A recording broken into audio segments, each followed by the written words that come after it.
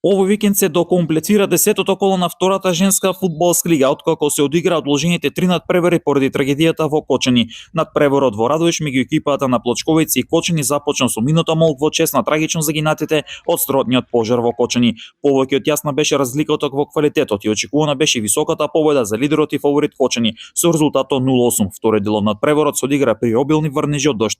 Екипата на Порече со 6-0 домашен терен во Македонски Брод забележи висок и убедлив триумф над победа во Ландово, а пак Биледен извори во Велес со 0-11 го декласираше Борец по меч на тотална доминација на Охридскиот клуб. Претходно Вардар со 0-8 го доби дебитантот Слободен во меч кој се одигра на 15 март. Во однос на табелата лидер е Кочани со 28 бодови, втор или во баражната е Вардар со 25 бодови, на третото место е Биледен извори со 22 бодови. На делба на четвртото место се Плочковици и Порече со по 13 бодови. Победа во Ландово е шесто со 6 бодови, екипата на Слободен е седма со 3 бодови, а дното е Борец со само еден освоен бод.